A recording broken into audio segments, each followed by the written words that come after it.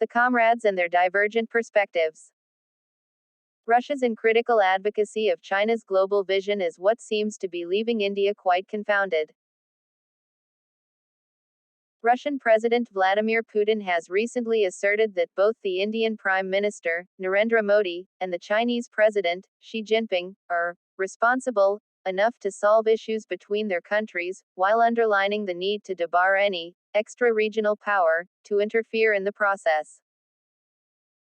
The implications of Mr. Putin's advice for India are numerous and far-reaching, as Moscow expects New Delhi to ignominiously give up all efforts to reverse Beijing's encroachment strategies. The Russians may have their reasons to remain blind to China's growing aggressiveness, but the Indians have learned to expect at Chinese hands an unremitting effort to undermine India's global position, to destroy their confidence in themselves and the confidence of others in them, and to reduce India to a state of isolation and impotence in global affairs. The Quad factor. Mr. Putin's remarks can only be seen as reinforcing China's claim that the quadrilateral or Quad, comprising India, the United States, Japan and Australia, is aimed at containing Beijing's influence in the Indo-Pacific region. In fact, Mr. Putin's assertion is the logical extension of views expressed by Russia's ambassador to India, Nikolai Kudashev. Some time ago, he had advised New Delhi to take a larger look at Chinese foreign policies, while describing the Indo-Pacific strategy as an effort to revive the Cold War mentality. Russia's foreign minister, Sergei Lavrov, has frequently, and quite acerbic ally, lashed out at the Quad. Notwithstanding the cataclysmic changes in the global and regional politico-security environment, India has been able to maintain amicable ties with Russia. Yet, Russia's continued criticism of the Indo-Pacific and the Quad give ample evidence of the divergent perspectives of New Delhi and Russia on how to deal with China's rise to global prominence. Russia has rejected the Indo-Pacific construct in favor of the Asia-Pacific on the ground that the first is primarily an American initiative designed to contain both China and Russia. Obviously, India thinks otherwise, since Russia's simplistic advice is not sagacious enough to solve its China problem. India's External Affairs Minister, S. Jaishankar, in a virtual discussion with his Australian and French counterparts, had recently asserted that no country can have a veto on India's participation in the Quad.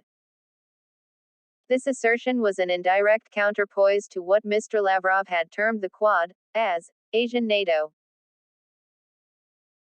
In an unmistakable indication of India's attempt to reimagine a new geostrategic maritime role for itself, Mr. Jaishankar had further observed that incorporation of the Indo-Pacific concept in Indian diplomacy means that India can no longer be confined between the Malacca Strait and Gulf of Aden. Though the recent diplomatic romance between Russia and Pakistan has generated some unease in India, it is Russia's uncritical advocacy of China's global vision that seems to have left New Delhi overly confounded. For many policymakers and people in our country, the Russian attitude toward China's growing power and influence will be the touchstone of Russia's relations with India.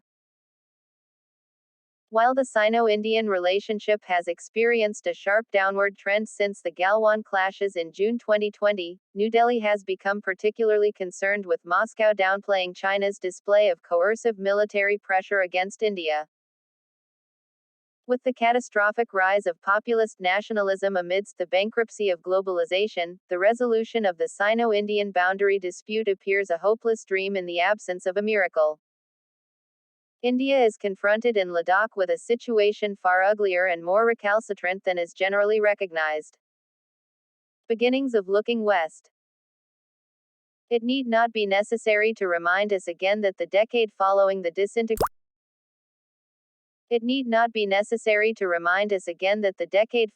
disintegration of the Union of Soviet Socialist Republics, USSR, was a period of great turbulence in global politics.